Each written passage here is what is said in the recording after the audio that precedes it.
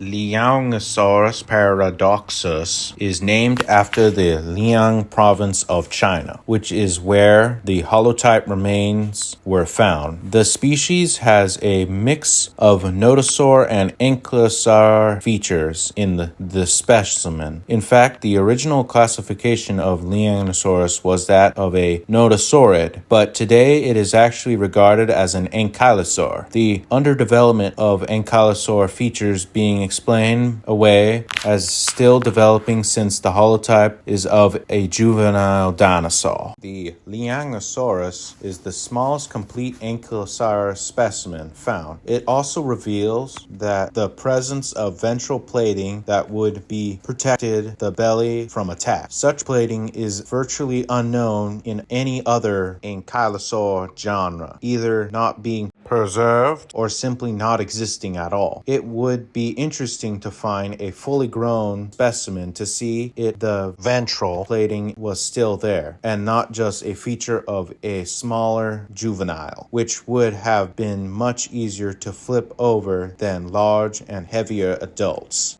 Until adults of the species are discovered, it will be hard to establish the evolutionary relationship of Liangosaurus with other Ankylosaurus, since we don't know how far the features seen in the juvenile would have developed. Thinking at the general census is that the Liangosaurus is a basal ankylosaurid reported by the appearance in the early Cretaceous. The species was first described in 2001. It didn't make much of a splash in the popular or paleontological press. The original specimen represented a very small animal, only about 34 centimeters or 13 inches. In August 2016, a new specimen of Liangosaurus was described. The second specimen revealed that the species has aquatic adaptations. They had a large fork-like teeth and sharp claws, would have been adapted to catch fish and other small animals. This indicates that the Liangosaurus could be either carnivorous or at least omnivorous, making it the first non-herbivorous ornithischian ever discovered, though the behavior has also been suspected in more basal ornithischians like Herdontosaurus and Pachycephalosaurids. It is not quite clear how they went extinct, though the likely cause were climate change and competition.